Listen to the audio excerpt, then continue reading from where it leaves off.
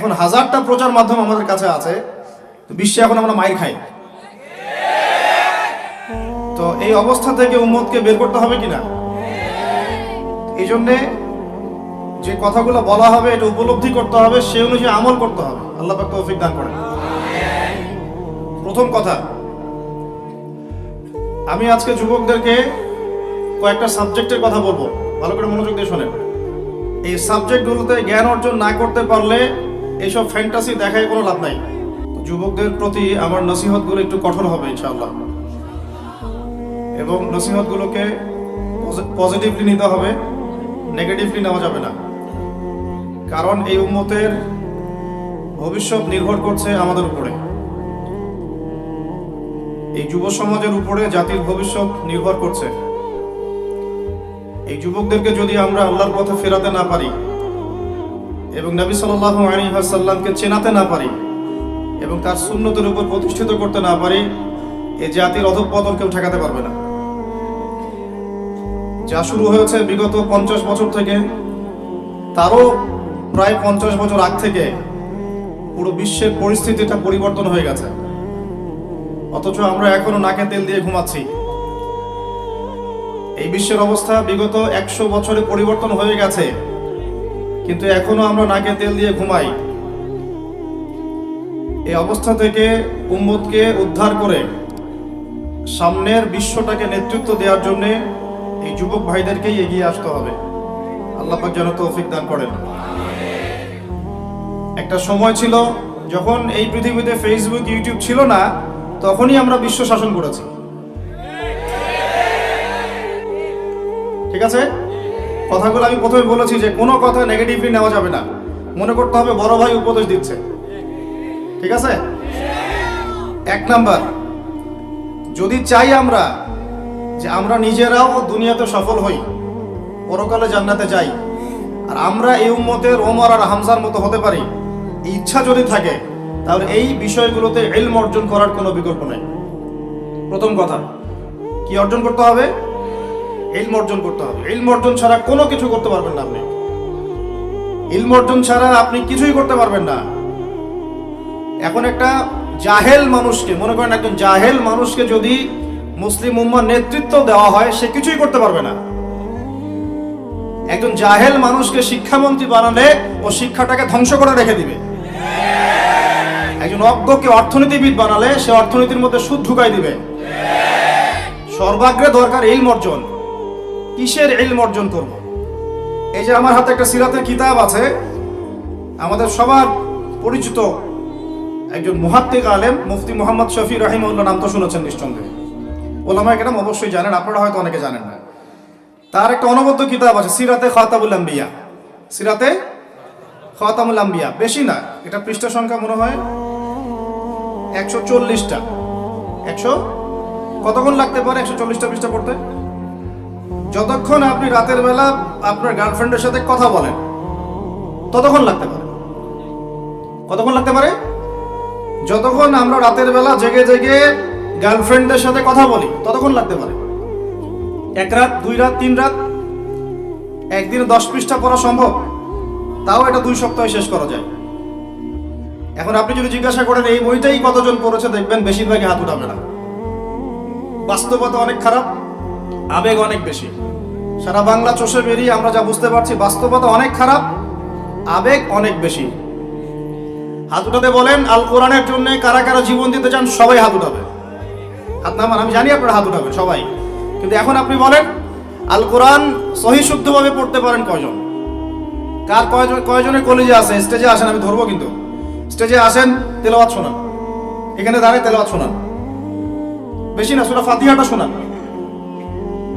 সূরা ফাতিহাটুকুই শোনান। কতজন বুক ফুলিয়ে আসতে পারবেন যে আমার সূরা ফাতিহা সহি আছে? এই হচ্ছে অবস্থা। ওলামায়ে কেরামদেরকে আমরা এখন একটা কথা আমি নিজেও বলি, আমার বড় বড় ওলামায়ে কেরামদেরকে, আলেম, আমার উস্তাদদেরকে, উস্তাদ আলেম তৈরি হয়েছে, কিন্তু জেনারেল মানুষদের মধ্য থেকে আলেম বের হয় নাই। অথচ বাংলাদেশে 90% মানুষ জেনারেল শিক্ষিত, 10% মানুষ আমরা মসজিদ মাদ্রাসার সাথে সম্পৃক্ত, সর্বোচ্চ 10%, এর বেশি হয়তো হবে না।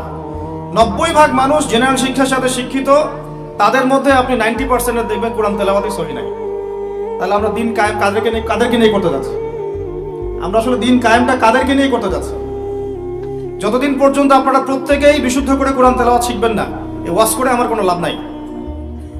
সাহাবীদের যুগে, যেই যুগে মুসলমানরা বিশ্বকে শাসন করেছিল, ওই যুগে একটা ঘর ছিল না যেই ঘরে এমন একজন মানুষ ছিল যে কোরআন তেলাওয়াত করতে পারতো না।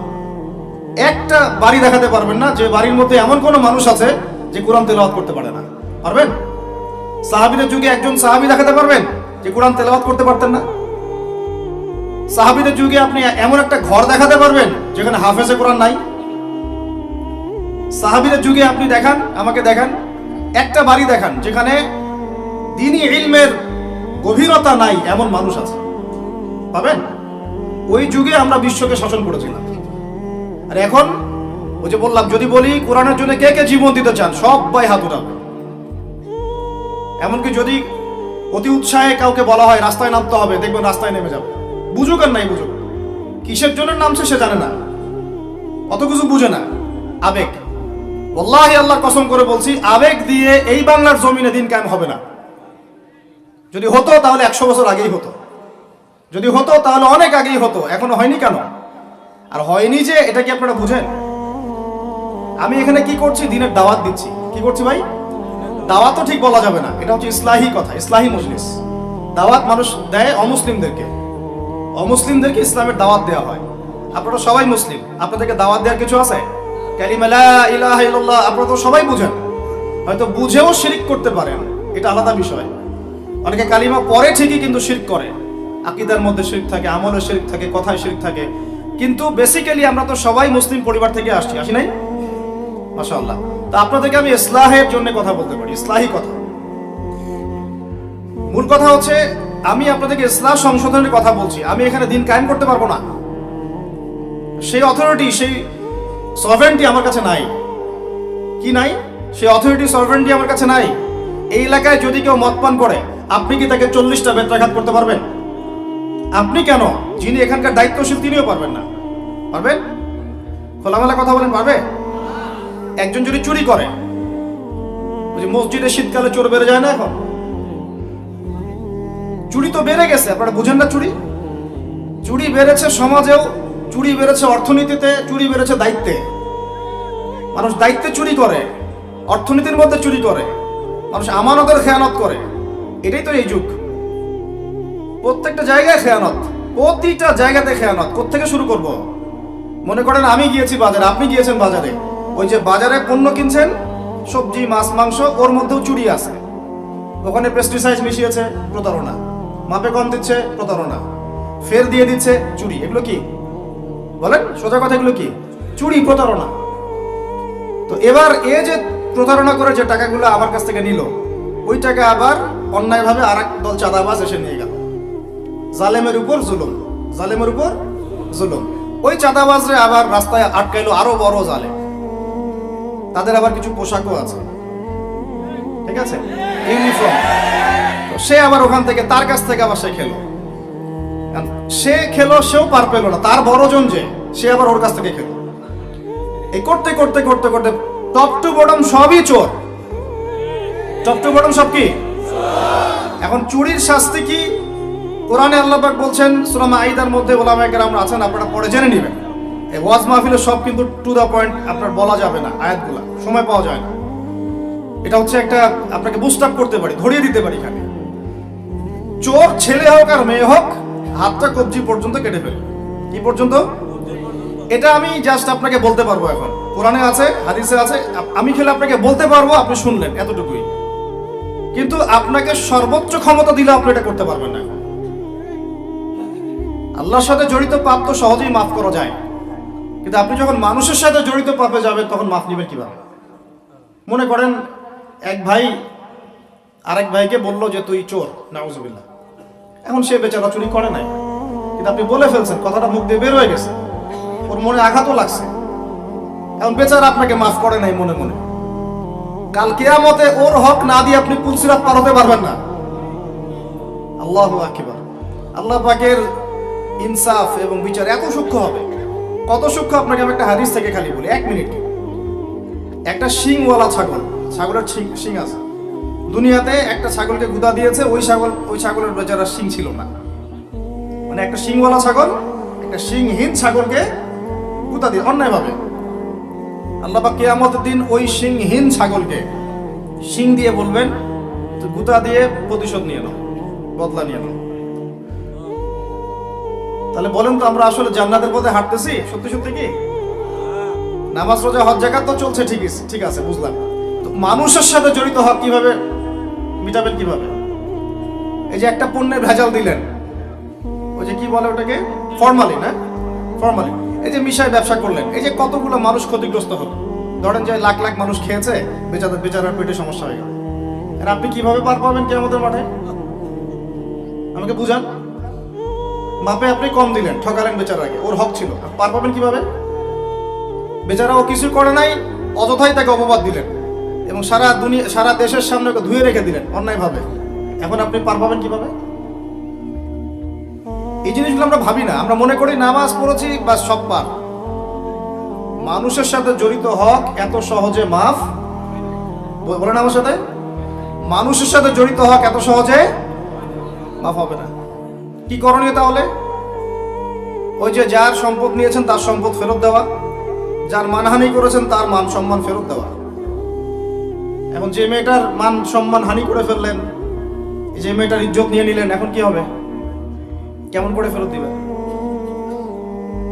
কিভাবে ফেরত দিবেন? যাকে ধর্ষণ করলেন, যাকে মিথ্যা অপবাদ দিলেন, যার সাথে জেনা করে ফেললেন, ভাবা উচিত না এগুলো? মনে রাখবেন, বড় বড় পরহেজগার, দুনিয়াতে যাদেরকে খুব বড় বড় পরহেজগার মনে হচ্ছে, এমন অনেক মানুষ আল্লাহ না করুক কালকে আমাদের মাঠে জাহান্নামে যাবে। এই জন্য আমরা বলি যে ভাই আমাদেরকে নিয়ে আমরা তো কিছুই না, আমরা তো ডাস্টবিনের আবর্জনাও না। যে যুগ চলে গেছে ইসলামদের, ওই যুগের তুলনায় কোরআনে যা পড়ি আর হাদিসে যা দেখি আর সিরাতে যা বুঝি, এর তুলনায় আমরা ডাস্টবিনের আবর্জনাও না। তাদেরকে নিয়ে আপনারা এত শোডাউন কেন করতে যান? কি মনে করেন সবচাইতে গুনাহগার মানুষ হয়তো এখানে আমি আপনাদের মধ্যে? কোনো দরকার নাই শোডাউন করার। মূল কথাটা আবার ওদিকে চলে যাচ্ছে। মূল কথাটা হচ্ছে এখানে একটা পয়েন্ট মনে রাখবেন, মানুষের সাথে জড়িত হক এই দুনিয়াতে আদায় করতে হবে। ঠিক আছে ভাই? এটা লজ্জার কিছু নাই। অন্যায়ভাবে গালি দিলে বলবেন যে ভাই আমার ভুল হয়ে গেছিল, আপনাকে গালি দিয়ে ফেলছিলাম, আমাকে মাফ করে দেন। টাকা নিয়েছেন কারো, ফেরত দেন নাই, দিয়ে দেন সামর্থ্য থাকলে। ওকে না পেলে কি করবেন? তার পরিবারকে দিবেন। তার পরিবারকেও পান নাই, বেচারা নাই পৃথিবীতে, তাহলে তার পক্ষ থেকে সদকা করে দিবেন। ঠিক আছে? এখন তাহলে যাদের সাথে অন্যায় করে ফেলেছেন বিয়ে শাদী করে ফেলতে হবে নাকি? এছাড়া তো কোনো গতি দেখতেছি না। সম্মানের হক সম্মান দিয়ে আদায় করতে হবে নাকি? যদি সুযোগ থাকে, সুযোগ না থাকলে ওদিকে যাওয়ার দরকার নাই, না হলে শয়তান আবার ওদিকে ধোকা দিবে। শয়তান আরেকটা ধোকা দিবে নেক্সট শুরুতে, ওদিকে যাওয়ার দরকার নেই। তওবা ইস্তেগফার করে ফিরে আসেন, আল্লাহ পাক তৌফিক দান করুন। আর যারা ব্যবসা করতে গিয়ে মানুষকে মাপে কম দিচ্ছেন, মানুষকে হারাম খাওয়াচ্ছেন, বলছেন টাটকা জিনিস কালকে রান্না করছে হুজুর, 3 দিন আগের বাসি তরকারি খাওয়াই দিল। একটা কি খাবেন এটা নিয়ে কথা বলতে গেলে তারও 2 ঘন্টা চলে যাবে। খাবেন কি? সবকিছুর মধ্যে ভেজাল দিয়ে রেখে দিচ্ছে। একটা সবজি খাবেন তার মধ্যে ভেজাল দিচ্ছে, মাছ খাবেন তার মধ্যে ভেজাল দিচ্ছে, একটা কুরবানির গরু কিনবেন তার মধ্যে গরু মোটা তাজাকরণ করে মোটা ফুলাই দিচ্ছে। খাবেন কি? দুধ খাবেন? মুসলমানের দোকানে খাঁটি দুধ পাওয়া যায় না, হিন্দুর দোকানে যাওয়া লাগতেছে। এই হচ্ছে অবস্থা আমাদের। দিন কায়েমের কথা আমরা যে বলি না, আমাদের তো নিজের ভিতরেই দিন কায়েম হয় নাই। এখন আমাদের নিজের আত্মার ভিতরে এখনো দিন কায়েম হয় নাই। সত্যি কথা এটাই। যাদের মধ্যে হয়েছে কোটি কয়েক মানুষ, তাদের সংখ্যা নিতান্তই নগণ্য, নিতান্তই কম। আল্লাহওয়ালা মানুষ যারা বাংলার মাটিতে আনাচে কানাচে আছেন, তাদের সংখ্যা নিতান্তই কম। ম্যাক্সিমাম আমরা নিজের 3.5 হাত দেহের উপরেই দিন কায়েম করতে পারি। আল্লাহ পাক আমাদেরকে কথাগুলো বোঝার তৌফিক দান করুন। তাহলে এই যে মুভমেন্টগুলো বাংলাদেশে চলছে, আস্তে আস্তে সব তো নিউট্রালাইজেশন হয়ে গেল। এটা একটু বোঝেন, আপনাদেরকে একটু বুঝাই। এক সময় ছেলে মেয়েরা একসাথে রিকশায় চড়লে লজ্জাবোধ করত, এখন কেউ লজ্জাবোধ করবে না। এটা হয়েছে নিউট্রাল। তারপর একটা যুগ আসলো, প্রেমপত্র লেনদেন হতো। আমরা জানি না, আমাদের দাদা বাবারা জানে, জেনারেশন জানে। ওই জেনারেশনের সাহস ছিল না যে কোনো মেয়ের সাথে কফি শপে বসবে, রিক্সায় ঘুরবে বা এটা ওইটা করবে। এখন তারপর একটা জেনারেশন আসলো, এটা নিউট্রাল হয়ে গেল। তারপরে আরেকটা আসলো, এরা আর ওইসবে নাই, সরাসরি কাজ করতে চায়, সরাসরি অন্যায় করতে চায়, সরাসরি জেনা। এখন সেই যুগ চললো। তারপরে আবার পরকীয়াটা আসলো, সিরিয়াল দেখায় দেখায় পরকীয়া, বাসায় স্বামী বাইরে আরেকটা ছেলে, বাসায় স্ত্রী বাইরে একটা মেয়ে, এই যুগ চললো। আর যে কি কি আসবে আল্লাহ ভালো জানেন। এবং আমার মনে হয়, আল্লাহ মাফ করুক আমাদেরকে, আমার মনে হয় আমরা জোর করে আল্লাহর গজব টেনে নিয়ে আসতেছি। সুদের মধ্য দিয়ে, জেনার মধ্য দিয়ে, ব্যভিচারের মধ্য দিয়ে, অন্যের হক নষ্ট করার মধ্য দিয়ে আল্লাহ রাব্বুল আলামিনের জমিন থেকে আল্লাহর আইনগুলো সব উঠাই দিয়ে আমরা আল্লাহ পাকের গজব জোর করে টেনে আনতেছি। যদি আসে, আল্লাহ না করুক, ভালো মন্দ কেউ পার পাবো না আমার ধারণা। কারণ সেই ভালোদের উপরে গজব আরো বেশি আসবে যারা হক চিনেও মানুষকে চেনায় নাই, যাদের কাছে কোরআন সুন্নাহর জ্ঞান ছিল, হক যারা চিনত কিন্তু মানুষকে সতর্ক করে নাই, ওদের উপরে আরো বেশি করে গজব আসবে। আল্লাহ পাক হেফাজত করুন। মূল কথাটাই চলে আসে আবার ফিরে। আমি আপনাদেরকে ইসলাহের কথা বলছি, এখানে কায়েম নাই, কি নাই, যেটা বলছিলাম হাত কেটে ফেলা, আপনি সেটা করতে হন পারবেন না। যদি কেউ ব্যভিচার করে, বিবাহিত মানুষ, শাস্তি কি অনেকে জানেই নাই। রজম করতে হয়। কি করতে হয়? মাটিতে অর্ধেক কোমর পর্যন্ত পুঁতে ফেলে পাথর নিক্ষেপ করে হত্যা করবে এবং একদল মানুষ তা দেখবে। একদল মানুষ যে দেখবে, শাস্তি অবলোকন করা, এটা ইসলাম কোরআনে নতুন করে নাজিল করে নাই। প্রাচীন গ্রিক দর্শনগুলো পড়ে দেখবেন, ওই অ্যারিস্টটলদের যুগ যেটা ছিল, ওই যুগেও শাস্তি সামাজিকভাবে দেওয়া হতো, সবাইকে দেখিয়ে দেওয়া হতো। এতে একটা ভালো ইম্প্যাক্ট পড়ে। কেমন ইম্প্যাক্ট পড়ে? যদি চোরের হাতটা কাটেন আর সবাই দেখে 10 জন, ওই 10 জন জীবনে কাজ করতে যাবে না। আল্লাহ পাক সেই বিধানটা রেখে দিয়েছেন। আর প্রাচীন গ্রিকের যে দর্শন, এটা বিকৃত, কিন্তু ওই সভ্যতার মধ্যেও তো আল্লাহর নবী এসেছিলেন, আসেন নাই? এমন কোন সভ্যতা নাই যার মধ্যে আল্লাহ পাক নবী পাঠান নাই। তাহলে এই হিন্দু ভাইরা নিঃসন্দেহে তাদের কাছেও কোনো না কোনো নবী আসছিল, তাদের শিক্ষা থেকে তারা হয়তো বের হয়ে গেছে। খ্রিস্টানরা, তাদের কাছে নবী আসে নাই? এসেছে। চাইনিজ সভ্যতায়, ওখানেও হয়তো কোনো নবী এসেছে। আল্লাহ পাক বলেছেন ওয়ালিকুল্লি কওমিন হাদ, প্রত্যেকটা কওমের মধ্যে আমি নবী পাঠিয়েছি, প্রত্যেক কওমে। তার মানে এই সভ্যতা যতদিন থেকে ঘুরছে পৃথিবী, আদম আলাইহিস সালামের পর থেকে, কোন প্রত্যেকটা স্থানে, কালে, পাত্রে আল্লাহ রাব্বুল আলামিন নবী পাঠিয়েছেন। তাদের মধ্যে কেউ ছিলেন নবী, কেউ ছিলেন রাসূল।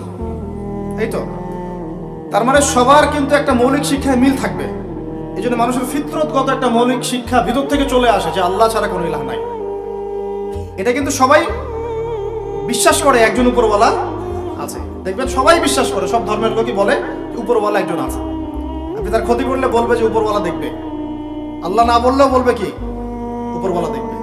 তো মূল কথাটা হচ্ছে যে এই যে শাস্তি দেওয়ার বিধান, এটা আল্লাহ পাক নতুন করে এখানে নাজিল করেন। প্রকাশ্য শাস্তির বিধানটা আগেও ছিল এই বিশ্বের মধ্যে, প্রাচীন গ্রিক রোমান সভ্যতার মধ্যে এটা ছিল। এখন যদি 100 জন মানুষ দেখে যে অমুক এক মেয়ের সাথে এই ছেলে, বিবাহিত ব্যক্তি, রেপ করা বা পরকীয়া সম্পর্ক করার কারণে এই শাস্তি দেওয়া হয়েছে, বাকিরা এই পাপে উৎসাহ পাবে না পাপ ছেড়ে দিবে? এটা বোঝার জন্য কি খুব বেশি কমন সেন্সের দরকার আছে? এই বিধান যদি সবাই দেখে, তাহলে কি পাপ বাড়বে, হত্যাকাণ্ড বাড়বে না কমবে? এখন আমাকে বলেন তো, বর্তমান প্রচলিত যে বিষয়গুলো চলছে পুরো বিশ্বে, আমি বাংলাদেশ নিয়ে কথা বলি না খুব একটা, কারণ আমাদের চিন্তা বিশ্ব নিয়ে। কি নিয়ে? আল্লাহ পাকের, আমার এটা কি ভৈরব না? আল্লাহ পাকের ভৈরবের কোনো পরোয়া নাই তো, আল্লাহ পাকের ঢাকার কোনো পরোয়া নাই, আল্লাহ পাকের বাংলাদেশের কোনো পরোয়া নাই, আল্লাহ পাকের পাকিস্তানের কোনো পরোয়া নাই। আল্লাহ রাব্বুল আলামিনের কোনো দেশের মানুষের উপর আল্লাহ পাকের কোনো পরোয়া নাই। আল্লাহ সুবহানাহু ওয়া তাআলা চাইলে ইসলাম ইয়েমেনে কায়েম করতে পারেন, সিরিয়াতে করতে পারেন, অস্ট্রেলিয়ায় করতে পারেন, ওই আমেরিকায় করতে পারেন, রাশিয়াতেও করতে পারেন। কার হাতে ক্ষমতা? আল্লাহ পাকের কোনো পরোয়া নাই আমাদের। আমরা যদি আমাদের কাজ ঠিকঠাক মতো করি আমরা সফল হব, যদি না করি আমাদের লস, আল্লাহ রাব্বুল আলামিনের লস বলতে কিছু নাই। আছে আল্লাহ পাকের কিচ্ছু যায় আসে না, আমরা জাস্ট একটা সুযোগ পেয়েছি মাত্র। আমরা যদি সুযোগ নষ্ট করি এটা আমাদের ব্যর্থতা, আল্লাহ পাকের কোনো কিছু যায় আসে না। আপনি সিজদা করেন বা না করেন। একজন আলেম আমাকে বলেছিলেন, ওনার কাছে দার্স নিচ্ছিলাম, উনি বলছিলেন যে এই যে রাস্তার মধ্যে আমরা যখন হাঁটি একটা পোকা পড়ে আছে, ধরেন একটা ফল পড়ে আছে, ফলের মধ্যে পোকা ধরে গেছে, বাজার করতে গিয়েছেন একটা ফল দেখছেন ওর মধ্যে পোকা পড়ে গেছে। এমনকি আমরা ওয়াশরুমে যাই, ওয়াশরুম যদি মাইক্রোস্কোপ দিয়ে দেখেন ব্যাকটেরিয়া আছে না নাই, আছে না? ওরা পর্যন্ত আল্লাহর তাসবিহ পাঠ করে, সুবহানাল্লাহ। আল্লাহ পাক তো আমার নামাজের মুখাপেক্ষী না, আল্লাহ পাক তো আপনার নামাজের মুখাপেক্ষী না। আপনি পড়ছেন না, আপনি হতভাগা। এই আসমান জমিনে সবাই আল্লাহর তাসবিহ পাঠ করছে। আমার আল্লাহ এত বড়, আমাদের আল্লাহ এত বড়, এত মহান, পুরো মহাবিশ্বের সমস্ত সৃষ্টি আল্লাহর তাসবিহ পাঠ করছে। আমরা না করলে কি যায় আসে? আমরা তাসবিহ তাহলিল না করলে, কোরআন তেলাওয়াত না করলে, সালাত না পড়লে, তাহাজ্জুদ গোসল না হলে, হালাল না খাইলে আল্লাহ পাকে কিছু যায় আসে না, যায় আসে? এটাই যদি ফিল করেন তাহলে ইনশাআল্লাহ আপনি মাথাটা নত করে আল্লাহর কাছে ফিরে আসবেন। অনুভূতিটা জাগ্রত করার চেষ্টা করছে। আরেকটা অনুভূতি নেবেন বাসায় গিয়ে। এবার এগুলো আমরা ভাবি, এভাবে ভাবার চেষ্টা করি। এই যে আমরা এখানে বসে আছি, ধরেন ৫,০০০ মানুষ, কথার কথা, মনে করেন আমরা কেউই দুনিয়াতে নাই। এই দুনিয়ার ঘূর্ণন থেমে যাবে কি না? থেমে যাবে?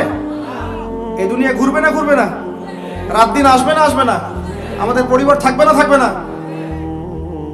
মাঝখান থেকে আমরা আমাদের সময়টা এবং সুযোগটা নষ্ট করলাম। অতএব এত চিন্তা বাদ দেন, চাকরির কি হবে, ব্যবসার কি হবে, আমার মা বোনের কি হবে, আমার পরিবারের কি হবে, আমার এইটার কি সেটার কি, সব চিন্তা বাদ দেন। আপনি এখন আগে চিন্তা করেন যে আমরা দুনিয়াতে কিভাবে আল্লাহর দিন পালন করব, কিভাবে পরকালে নাজাত পাবো। আগে নিজের চিন্তা করেন। আমরা তো মানুষের চিন্তা করে করে লাইফ নষ্ট করে ফেলে দিলাম। এখন আপনারা শিক্ষা নিচ্ছেন না দিনের। কেন শিক্ষা নিচ্ছেন না? কারণ আপনারা চিন্তা করেন যে একটা সার্টিফিকেট দরকার, চাকরি পাইতে হবে। এই ফ্লোতে যেতে যেতে আপনার 20 বছর 25 বছর চলে যাবে, পরে আফসোস করবেন। ওই সার্টিফিকেট আপনি কার জন্য চান? নিজের জন্য, একটা ভালো মেয়েকে বিয়ে করতে চান, হালাল খাইতে চান, এই তো আপনার সন্তানদের ভবিষ্যৎ চান। এটাই তো আমাদের গোল, নাকি? আল্লাহ পাক এগুলো করতে নিষেধ করেন নাই, কিন্তু দিনের শিক্ষা এবং আমল বাদ দিয়ে নয়। আমরা এখন এই দুনিয়ার পিছনে ছুটতে ছুটতে আল্লাহকে ভুলে যাই, রাসূলকে ভুলে যাই, নামাজকে ভুলে যাই, কোরআনকে ভুলে যাই। এটাই সবচেয়ে সমস্যা আমাদের, এইটাই সবচেয়ে বড় সমস্যা। যে যুব সমাজ সালাত আদায় করছে না, এরা আল্লাহর জন্য জিহাদ করবে? কশ্চিন কালেও না। যে যুব সমাজ কোরআন তেলাওয়াতই করতে জানে না, আবেগে খালি বলতে পারে যে হ্যাঁ কোরআনের জন্য জান দিতে প্রস্তুত, কিন্তু পারবে না এটা করতে। যে যুব সমাজ হারাম সম্পর্ক থেকে বের হতে পারছেন না, কিভাবে চিন্তা করলেন যে আপনি বাইতুল মুকাদ্দাস জয় করবেন? যে যুব সমাজ সুদ ছাড়তে পারতেছে না, পাবজি ফ্রি ফায়ার ছাড়তে পারতেছে না, ফ্রি মিক্সিং অ্যাভেলেবল, এই যুব সমাজ বাইতুল মুকাদ্দাস জয় করবে না। কোন যুব সমাজ করবে আমি পরে আসতেছি ওইদিকে। আগে বোঝেন এই সিচুয়েশনে এইভাবে হবে না ভাই। আর একটা চিন্তা আমরা বাদ দিব, কোন রকম পাস করার চিন্তাটা বাদ দিব। আমাদের সবার একটা চিন্তা হয়ে থাকে, কি চিন্তা? কোন রকম পার পাইলেই পার। চিন্তা করি যে কোন রকম যদি বাঁচতে পারি তাইলেই হবে। সাহাবায়ে কেরাম এইভাবে চিন্তা করতেন না, তাবেঈন ইসলাম এইভাবে চিন্তা করতেন না, তাবেঈন, চার ইমাম, আমাদের খোলাফায়ে রাশিদিন, আইম্মাতুল মুজতাহিদ, তারা এইভাবে চিন্তা করতেন না। তারা চিন্তা করতেন আমি মানে নর্মাল মুসলিম হব না, আমি এক্সট্রা অর্ডিনারি মুসলিম হব, একটা নর্মাল মুসলিম। আল্লাহ পাক আমাদেরকে কিন্তু এক্সট্রা অর্ডিনারি হতে বলছেন, সূরা মুলকের মধ্যেও আছে কিন্তু, তাবারাকাল্লাযী বিয়াদিহিল মুলক ওয়া হুয়া আলা কুল্লি শাইইন কাদির আল্লাযী খালাকাল মাউতা ওয়াল হায়াতা লিয়াবলুয়াকুম আইয়ুকুম আহসানু আমালা। এই যে কথাটা বলছেন, আল্লাহ পাক জীবন মৃত্যু সৃষ্টি করেছেন, আল্লাহ পাক দেখতে চান, লিয়াবলুয়াকুম তোমাদেরকে পরীক্ষা করতে চান, আইয়ুকুম তোমাদের মধ্যে কে, আহসানু আমালা আমলে আহসান কে, সবচেয়ে ভালো কে। আল্লাহ পাক দেখতে চান না যে গরু খাওয়া মুসলিম কে, কে জুমায় জুমায় নামাজ পড়তে যায়, ঠিক আছে, কে খালি ঈদের নামাজ পড়তে যায়, কে খালি নামাজ পড়ে আবার সুদও খায়, যে এবার যাকাতও দেয়, এদিকে দুর্নীতিও করে, উমরা হজ করে আবার এদিকে মানুষের হক নষ্ট করে, এইটা আল্লাহ দেখতে চান না। আল্লাহ পাক দেখতে চান আমলের শ্রেষ্ঠকে, মানে ক্লাসে ফার্স্ট কে হয়। এই উম্মতের দায়িত্ব বাংলার জমিনে 8-10 জন 20 জন আলেম, 10 জন দায়ী, 10 জন মাদ্রাসা শিক্ষক, তাদের উপরে নয়। দিনের যদি দিনকে মহব্বত করেন, ভালোবাসেন, দিনের বিজয় চান, প্রত্যেকের দায়িত্ব আছে, প্রত্যেকের দায়িত্ব আছে। আপনারও তো দায়িত্ব আছে। আপনাকে আল্লাহ মাল সম্পদ দিয়েছেন, ওইটা দিয়ে আপনি দিনের জন্য কি করলেন আল্লাহ দেখতে চান। আল্লাহ পাক আপনাকে জ্ঞান দিলেন, প্রজ্ঞা দিলেন, আপনি ওইটা দিয়ে দিনের জন্য কি করলেন আল্লাহ পাক দেখবেন তো। আল্লাহ পাক আপনাকে লেখার ক্ষমতা দিয়েছেন, কতটুকু লিখলেন আল্লাহ পাক দেখবেন। আল্লাহ পাক বলার ক্ষমতা দিয়েছেন আপনাকে, আপনি ভালো বলতে পারেন, কতটুকু হক বললেন আল্লাহ পাক দেখবেন। আল্লাহ পাক আপনাকে সামাজিক, অর্থনৈতিক, রাজনৈতিক ক্ষমতা দিলেন, আল্লাহ দেখতে চান আপনি এটা দিয়ে দিনের জন্য কি করেন। অন্যথায় আল্লাহ পাক এটা কেড়ে নিতে সময় লাগবে না, এক মুহূর্তে আল্লাহ পাক কেড়ে নিতে পারেন। পৃথিবীতে নমরুদের নামও কেউ স্মরণ করে না, এখন ফেরাউনের নামও কেউ স্মরণ করে না। স্মরণ করলেও নেগেটিভলি স্মরণ করে, অভিশাপের সাথে স্মরণ করে, তাই না? প্রশংসার সাথে স্মরণ করে।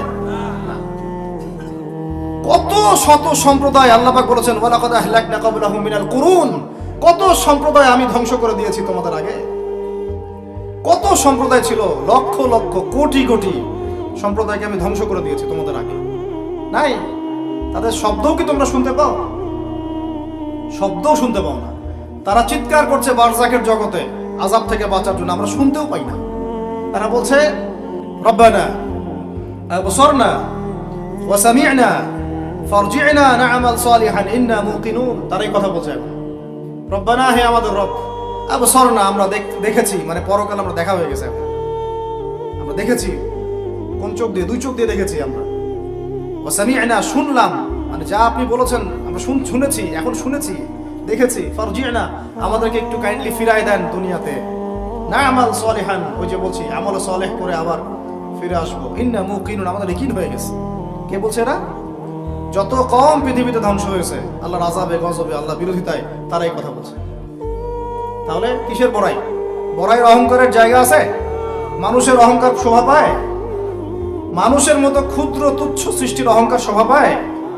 2 দিন পাতলা পায়খানা দিলে বাস শেষ মানুষ, একটা ডেঙ্গু জ্বর দিলেই শেষ। এই যে ঢাকার শহর বস্তুবাদী হয়ে যাচ্ছেন দিন দিন, এক ঝাঁকুনিতে 50 লাখ মানুষ মরতে পারে, এক ঝাঁকুনিতে, খালি 5-6-7 মাত্রার মানুষকে আল্লাহ পাক ছোট্ট একটা ক্যান্সারের ভাইরাস দিয়ে শেষ করে ফেলতে পারেন, সামান্য একটা মহামারীর বাতাস দিয়ে লাখ লাখ মানুষকে মারতে পারেন। মানুষের অহংকার শোভা পায়? কোন মানুষ নামাজ পড়ে না চিন্তা করেছেন? যে মানুষের হৃদস্পন্দন, শ্বাস আল্লাহ নিয়ন্ত্রণ করছেন, একটু শ্বাসকষ্ট হলেই হাসপাস উড়ে যায়। বড় একজন আলেম তেলাওয়াত করছেন, কোরআন তেলাওয়াত, নামাজে আমরা পিছনে নামাজ পড়ছি, শ্বাসকষ্টের কারণে তেলাওয়াতের পুরো আয়াতটা তেলাওয়াত করতে পারেন না, থেমে থেমে তেলাওয়াত করতে হয়। তখন আমার মনের মধ্যে চিন্তা আসলো, সুবহানাল্লাহ, এত বড় আলেম, আল্লাহ পাক তাকে এইভাবে শ্বাসকষ্ট দিয়ে পরীক্ষা করছেন, অথচ আল্লাহ পাক আমাকে এখান থেকে মুক্ত রাখছেন, আমি তো তার মতো তেলাওয়াতও করি না। কত মানুষ পঙ্গু হয়ে পড়ে আছে, ওই অবস্থায় আল্লাহর ইবাদত করতেছে। কত মানুষের চোখ নাই, হাফেজে কোরআন হয়ে বসে আছে, মুফতি হয়ে বসে আছে, আছে না? তাই নেয়ামতের কথা স্মরণ করেন, আল্লাহ পাকের নেয়ামতগুলো স্মরণ করেন, বোঝার চেষ্টা করেন। আল্লাহ পাক সূরা দুহায় এটাই বলছেন, সূরা দুহার শেষে আল্লাহ পাক এটা বলছেন, আলাম ইয়াজিদকা ইয়াতীমান ফাআওয়া, তোমাকে আমি ইতিম অবস্থায় পাই নাই, আশ্রয় কি দেইনি? ওয়া ওয়াজাদাকা দাল্লান ফাহাদা ওয়া ওয়াজাদাকা আইলান ফাআগনা فأما اليتيم فلا تقهر وأما السائل فلا تنهر وأما بنعمة ربك فحدث। তুমি আল্লাহ পাকের যে নিয়ামতগুলো আল্লাহ দিয়েছেন এগুলো মানুষকে বর্ণনা করতে থাকো, বলতে থাকো, খালি উপলব্ধি করেন যে আল্লাহ পাকের কত নিয়ামতে আপনি আছেন, ব্যাস, আর কিছু লাগবে না। আর আপনি আমি না থাকলে দুনিয়া থেমে থাকতো না, সব চলতো। তাহলে কিসের জন্য, কাদের জন্য আমরা এই হায়াত এবং সময়, রুজি, এনার্জি, যৌবন নষ্ট করছি? ভাই আমাকে বলেন, কাদের জন্য করছেন? যে আল্লাহর হাতে আপনার প্রাণ, একটু প্রেশার আপ ডাউন করলেই শেষ, একটু শ্বাসকষ্ট হলেই শেষ, একটু মহামারী দিলেই মাস শেষ। সেই মানুষ নামাজ পড়ে না, সেই মানুষ যাকাত দেয় না, সেই মানুষ বলছে যে পর্দা এই যুগে চলে না, ওই যুগে চলতো। সেই মানুষ মুসলমানদেরকে বলছে এরা এখন মৌলবাদী হয়ে যাচ্ছে। সেই মানুষের সারাদিন কাজ প্রোপাগান্ডা হচ্ছে, ইসলামের বিরুদ্ধাচরণ করা, প্রিন্ট মিডিয়া দিয়ে, ইলেকট্রনিক মিডিয়া দিয়ে, ইত্যাদি ইত্যাদি। কোন মানুষের? যেই মানুষের এতটুকু ক্ষমতা নাই যে নিজে আগামীকালের খবর নেবে, নিজে আগামীকালের খবর নেবে, এইটুকু ক্ষমতা যে মানুষের নাই, সেই মানুষ আজকে এই কাজ করে বেড়াচ্ছে। আল্লাহ পাক আমাদের সঙ্গে কথাগুলো বোঝার তৌফিক দান। আল্লাহ পাক সর্বপ্রথম আমাকে জানা অনুযায়ী আমল করার তৌফিক দান করেন, যা বলি তার উপর আমল করার তৌফিক দান করেন, এবং আপনাদের সবাইকে শোনা অনুযায়ী আমল করার তৌফিক দান করেন। আমি বলছিলাম কায়েম আর দাওয়া এক জিনিস নয়। আমি দাওয়া দিচ্ছি, ইসলামের কথা বলছি, দাওয়াতের ক্ষেত্রে এই বিষয়গুলো খেয়াল রাখবেন। কেন একটা সমাজের মধ্যে সুদের প্রসার বাড়বে? কেন বাড়বে? কেন একটা সমাজের মধ্যে, মুসলিম সমাজে খ্রিস্টান মিশনারিরা অবাধে দাওয়াতি কাজ করবে এবং দলে দলে মানুষকে খ্রিস্টান বানাবে? কেন? আর কেন মুসলমানদের ঈমান এত দুর্বল হবে যে তারা এইভাবে সামান্য একটা চাকরি বা ক্ষমতার টাকার জন্য, বাড়ির জন্য ঈমান বিক্রি করে দিবে? দেশের, বিশ্বের খবর রাখার চেষ্টা করেন। আনাচে কানাচে এগুলো ছড়িয়ে যাচ্ছে। আগে ছিল যে নিউট্রালাইজেশনের কথা বলছিলাম না, আগে ছিল যে মানুষ হারাম খাইতে দ্বিধাবোধ করতো, যে মানুষ জেনে ফেললে কি বলবে, চিচি করবে। এখন ঘরে ঘরে সুদ, ঘরে ঘরে। ওয়াল্লাহি আমরা সবাই এখন মায়ের সাথে জেনা করি। নবী সাল্লাল্লাহু আলাইহি ওয়াসাল্লাম বলেছেন, সুদের পাপের 70 শাখা, তার সবচেয়ে নিচের শাখা মায়ের সাথে জেনা করা। আপনি করেন না? আপনার ওয়াইফ দেখেন সমিতিতে টাকা দিচ্ছে, সুদের টাকা। একজন স্ত্রী স্বামী খোঁজার সময় চিন্তা করে দেখে কে টাকা পয়সার দিক থেকে বেশি স্বাবলম্বী। সে হারাম খাক হালাল খাক পরোয়া করতে চায় না। এখনকার অনেক গার্ডিয়ান, পিতা মাতা দেখতে চায় না বাচ্চাটা আমার চাকরি করবে কোথায়, হালালে না হারামে, পরোয়া করতে চায় না। করলেই হইল, ওকে নাকি প্রতিষ্ঠিত হতে হবে। ব্যবসায়ী মানুষ ব্যবসা করার সময় খেয়াল রাখছেন না আমি হালাল পণ্যের করছি না হারাম পণ্যের করছি, মাপে কম দিচ্ছি কিনা। সিন্ডিকেট যে আমি করছি, এই যে 1 লক্ষ 2 লক্ষ 3 লক্ষ ডিম রিজার্ভ করে রেখে দিলাম, প্রত্যেকটার দাম 1 টাকা করে বেড়ে গেল, 3 লক্ষ ডিমের মধ্যে 3 লাখ টাকা এক্সট্রা লাভ করলো, পুরো রিজিকটাই হারাম। রিজিকটা কি? মানুষ এগুলো ভাবেও না এখন যে রিজিকও একটা ব্যাপার, যে আমার হালাল রিজিক ছাড়া ইবাদত কবুল হবে না, দোয়াও কবুল হবে না। বরং হারাম রিজিক নিয়ে সে বছর বছর হজ উমরা করতেছে। আর আবু বকর সিদ্দিক রাদিয়াল্লাহু আনহুর সামনে খাবার আসলো, তিনি তাড়াহুড়ার মধ্যে ছিলেন, খাবারটা খেয়ে ফেললেন। এরপর মনে হলো যে খাবারটা খেলাম, জিজ্ঞাসা করা দরকার ছিল খাবারটা কোত্থেকে আসলো। ভৃত্যকে ডেকে বলছেন খাবার কোত্থেকে নিয়ে আসলো? সেই ভৃত্য বলছে যে আমি জাহেলি যুগে গণকের কাজ করতাম। কিসের কাজ? ও যে হাত দেখে টাকা নেয়, টিয়া পাখি দিয়ে ভাগ্য পরীক্ষা করে, আংটি টাংটি বিক্রি করে, আছে না? ওখানে গেলেই শিরক, গেলেই কি লা ইলাহা ইল্লাল্লাহ কেটে গেল, আবার আপনাকে মুসলমান হতে হবে। এত সহজ না। আল্লাহ পাক তার নবীকে ওয়াদা করেছেন, একদম ওয়াদা, হে মুহাম্মদ সাল্লাল্লাহু আলাইহি ওয়াসাল্লাম, তোমার উম্মতের যে কোনো ব্যক্তি আসমান জমিন সমান পাপ নিয়েও যদি আমার সামনে দাঁড়ায়, 7 আকাশের সমান পাপ, জমিনের সমান পাপ আমার সামনে দাঁড়িয়েছে কিয়ামতের মাঠে, তো বেচারার আমল নামায় কোনো শিরকের পাপ নাই। কিসের পাপ নাই? আমি আল্লাহ তার সামনে আসমান জমিন সমান ক্ষমা নিয়ে হাজির হব। ওইটা কেটে গেল কোথায়? খালি গিয়ে বললেন যে দেখেন তো আমার হাতটা একটু দেখে দেন তো, কয়টা মেয়ে আছে আমার লাইফে, কয়টা বিয়ে হবে। ও আবার এই পাশে দাগ করে দেখে, দেখে বলে যে 2টা। ঠিক আছে, কিন্তু সারা জীবনে আপনি 2টা বিয়ে করতে পারলেন না। করার দরকার নাই, করার দরকার নাই, একটা নিয়ে থাকেন। কেন দরকার নাই? সবাই সবকিছু করতে পারবে না, সবাই সবকিছু করতে পারবে না। বিধান সবার জন্য প্রযোজ্য হয় না। যার ক্ষমতা, যার সামর্থ্য আছে, যে ব্যালেন্স করতে পারে, তার ব্যাপারটা ডিফারেন্ট। সবাই সবকিছু পারবে, তো শিরক কেটে গেলে এভাবে। এরকম অনেক কাজ আছে। আপনি বলছেন যে মায়ের কসম, কিসের কসম?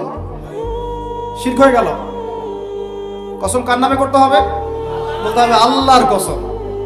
কসম যদি করতেই হয় কার নামে করতে হবে? আল্লাহর নামে। বললাম যে ভাই কেমন আছেন, তা আপনি বলছেন যে আপনার দোয়াতেই ভালো আছে, আপনার দোয়াতেই ভালো আছে। আগে কি বলতে হবে? আলহামদুলিল্লাহ, আল্লাহর রহমতে অতঃপর আপনাদের দোয়ায় ভালো আছে। কথা বলাও শিখতে হবে। বললেন যে আগামীকাল আমি এটা করবই, আগামীকাল আমি এটা করবই, গ্যারান্টি দিতে পারবেন? পারবেন না। বলে ফেললেন যে এই সময়গুলো এখন ভালো না, সময়টা ভালো না, এটা যুগকে আপনি গালি দিলেন, এটাও নিষেধ, এটাও নিষেধ। অনেকে অনেক সময় শিরকি নামও পর্যন্ত রাখে। একজনের নাম শুনেছিলাম, শাহিন শাহ, কি নাম আছে? এরকম নামে কেউ আছেন নাকি? আচ্ছা, বাদ দেন। এর অর্থ হচ্ছে রাজাধিরাজ, রাজার সবচেয়ে বড় রাজা, মানে সবচেয়ে বড় রাজা। কে সবচেয়ে বড় বাচ্চা? সূক্ষ্ম সূক্ষ্ম অনেক শিরক আছে, বড় বড় শিরক আপনারা চিনেন। এদিকে বলছে ইহদিনাস সিরাতাল মুস্তাকিম, সরি, ইয়াকা না'বুদু ওয়া ইয়াকা নাস্তাঈন, হে আল্লাহ শুধু আপনারই ইবাদত করি, আপনার কাছেই সাহায্য চাই। বের হই কবরে গিয়ে সিজদা করব, ওখানে মৃত মানুষের কাছে সাহায্য চাচ্ছে। সিজদা কার জন্য? সিজদা কি আল্লাহ ছাড়া অন্য কাউকে করা যাবে? সাহাবীরা কি আল্লাহর নবীকে সিজদা করেছিলেন? তাহলে আপনারা কত বড় মানুষ হয়ে গেছে? আমরা কি তাদের চেয়ে বড় হয়ে গেছি? এভাবে মানুষ শিরক করছে। তারপরে জবাই কুরবানি কার জন্য করতে হয়? তো মানুষ তো অনেক সময় দেখা যায় যে জীবিত মানুষ মৃত মানুষের জন্য কুরবানি করছে। এখন গ্রামে গ্রামে ছড়িয়ে পড়তেছে কবিরাজি, তান্ত্রিক, কবিরাজ, বান মারা, টোনা, এগুলা। যে করবে সেও মুশরিক, যে ওখানে গিয়ে ধন্না দেয় সেও মুশরিক।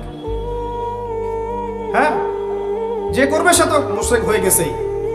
আর যে গিয়ে ধন্না দিচ্ছে যে আপনি আমাকে এগুলা থেকে বাঁচান, এবং সে জিনের সাহায্য নিয়ে বিভিন্নভাবে এই কাজগুলো করে দিচ্ছে, সমস্যা, ঈমান কেটে গেল।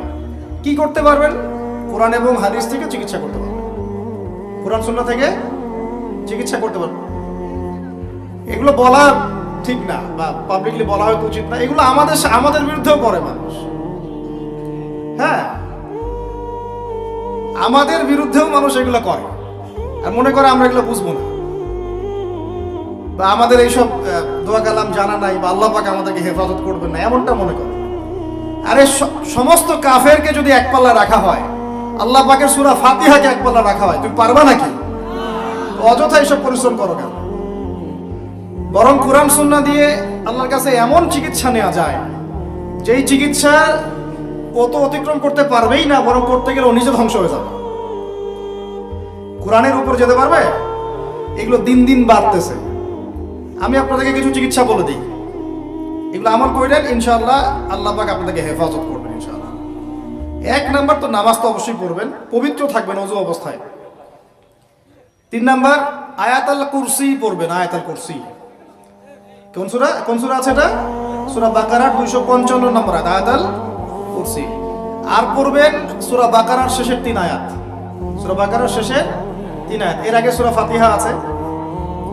তারপরে পড়বেন সূরা ফালাক, নাস, ইখলাস, কাফিরুন।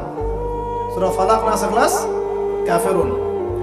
পড়বেন সূরা জিনের প্রথম 10 আয়াত। কোন সূরা? সূরা জিনের প্রথম 10 আয়াত। পারলে পুরা সূরা ইয়াসিন, সূরা ইয়াসিন। তারপর সূরা সফফাত এর প্রথম 10 আয়াত। এর সাথে সূরা কাহাফের প্রথম 10 আয়াত। তারপরে সূরা তাহা, সূরা ইউনুস আর সূরা আরাফ। এই 3টা সূরায় জাদু, বান, টোনার এগুলোর বিরুদ্ধে কিছু আয়াত আছে। যেমন قالوا يا موسى إما أن تلقي وإما أن نكون أول من ألقى قال بل ألقوا فإذا حبالهم وعصيهم يخيل إليه من سحرهم أنها تسعى فأوجس في نفسه خيفة موسى قلنا لا تخف إنك أنت الأعلى وألق ما يمينك تلقف ما صنعوا إنما صنعوا كيد ساحر ولا يفلح الساحر حيث أتى। মানে এগুলো অর্থ জানলে আপনারা বুঝবেন। এগুলো পড়লে এগুলো একদম লোহার তরবারি দিয়ে যেমন আঘাত করা হয়, এভাবে আঘাত করা হয়, সব শেষ হয়ে যাবে ইনশাআল্লাহ, ইনশাআল্লাহ। কেউ যদি এগুলোতে আসক্ত থাকেন, এটা শিরক। এটা কি? উমর রাদিয়াল্লাহু আনহুর যুগে তিনি ফরমান জারি করেছিলেন, কেউ যদি জাদুবিদ্যার চর্চা করে তাকে হত্যা করবে, একদম গর্দান নামে কতল করে দিবে। এটা ইসলামিক লস। ইসলামিক তো বললাম, ইসলামিক লস কায়েম করা এখন আমাদের পক্ষে সম্ভব, এখন সম্ভব না। যা ইচ্ছা করতে থাকো। এখন বিশ্বের মুসলমানদের রক্তের হোলি খেলায় মেতেছে ওরা। যেখানে মুসলমান সেখানেই নির্যাতন। আরব কান্ট্রিগুলোর মধ্যে, আফ্রিকার কান্ট্রিগুলো, যে কোনো জায়গাতে তাকান দেখবেন খালি মুসলমানদের উপর নির্যাতন আর নির্যাতন চলতেছে। এর জন্য শুধু ওরা দায়ী নয়, এর জন্য আমরাও দায়ী। কেন নির্যাতন আসবে না? কেন আল্লাহর গজব আসবে না? কারণ নবী সাল্লাল্লাহু আলাইহি ওয়াসাল্লাম বলেই গিয়েছিলেন, শেষ জামানায় কাফের মুশরিকরা তোমাদেরকে এমন ভাবে আঁকড়ে ধরবে, ঘিরে ধরবে, যেন দস্তরখানায় সবাই খাবার খেতে বসেছে। মানে আমরা সবাই দস্তরখানায় খাবার খেতে বসলে যেমন করে বসি একসাথে, ওই যুগে বলছিলেন, ইয়া রাসূলুল্লাহ সাল্লাল্লাহু আলাইহি ওয়াসাল্লাম, আমরা কি ওই সময় সংখ্যায় কম হব? অবাক হয়েছিলেন তারা, কারণ ওই সময় তো ইসলামের বিজয়ের যুগ। আমাদের এইরকম অবস্থা হবে যেখানে আমরা 313 মিলে 1000 বদরে ঠেকাই দেই, 700 মিলে উহুদের 3000 ঠেকাই দেই, মুতার যুদ্ধে আমরা কত 3000 নিয়ে 2 লাখকে ঠেকাই দেই। ওই মুসলমানদের এই অবস্থা হবে? সাহাবীরা বলছিলেন অবাক হয়ে। তখন নবীজি বলছেন, হ্যাঁ তোমাদের অবস্থা এরকম হবে। তোমরা সংখ্যায় হবা সমুদ্রের ফেনার মতো। সমুদ্রের, দেখতে পারতেছেন এখন খালি নাম খাওয়া আসতে মুসলিম বাড়তেই আছে। সমুদ্রের ফেনার মতো। কিন্তু দুইটা জিনিস তোমাদেরকে পেয়ে বসবে, এই দুইটার কারণে এই পরিণতি তোমাদের হবে। এক নম্বর হচ্ছে তোমাদের মধ্যে দুনিয়ার মহব্বত তোমাদেরকে পেয়ে বসবে, আর একটা ওয়াহান তোমাদেরকে ধরে ফেলবে। সাহাবীরা বলছে, ওয়াহান কি? নবীজি বলছেন, তোমরা আল্লাহর পথে জীবন দিতে চাইবে না। এই ভয়, আল্লাহর পথে জীবন দেওয়ার ভয় তোমাদেরকে পেয়ে বসবে। এই দুইটা যখন তোমাদেরকে পেয়ে বসবে, তখন এই কাফের, মুশরিক, মুনাফিক যারা যারা আছে সবাই মিলে তোমাদেরকে একটা কচু কাটা করে ফেলবে। হয়নি এখন এটা? শুধু এই যুগে না, প্রত্যেক যুগে যখনই মুসলমানদের উপর এই দুটা এসেছে, তখনই মুসলমানরা আক্রমণের শিকার হয়েছে। কখনো তাতারিদের হাতে, চেঙ্গিস খানের বংশধর মনে আছে, মঙ্গলরা, ওরা এসে মুসলমানদেরকে একদম কেটে ফেলে দিয়েছিল। কতদিন? 40 দিনের মধ্যে বাগদাদে ওরা মনে হয় প্রায় 10 থেকে 15 লক্ষ মানুষকে হত্যা করেছে, ওই তাতারিরা মুসলমানদেরকে, আব্বাসীয়দের সময়। এরকম হিস্ট্রি অনেক আছে।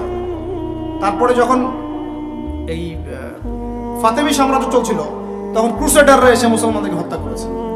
তারপরে আবার করেছে জেঙ্গিদের সময়, আইয়ুবীদের সময়, এমনকি মোগল সাম্রাজ্য। এর আগেও যখন দুনিয়া প্রীতি আর ওয়াহান ঢুকে গিয়েছিল, তখন দেখা গেছে যে মুসলমানদের মধ্যেই মারামারি চলতেছে। ওখান থেকে গিয়ে কর্ডোবা ইসলামী খেলাফত হয়েছে। এগুলি হিস্ট্রি পড়বেন, ইতিহাস নিয়ে ইনশাআল্লাহ একদিন কথা হবে।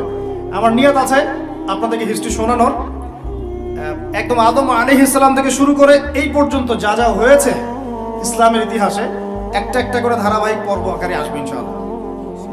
এতে করে খুব অল্প সময়, হয়তো 10 মিনিটের মাদ্রাসা এমন হতে পারে, 10 থেকে 15 মিনিটের মাদ্রাসা, এর মধ্যেই একটা করে পর্বে একটা করে হিস্ট্রি আসবে ইনশাআল্লাহ।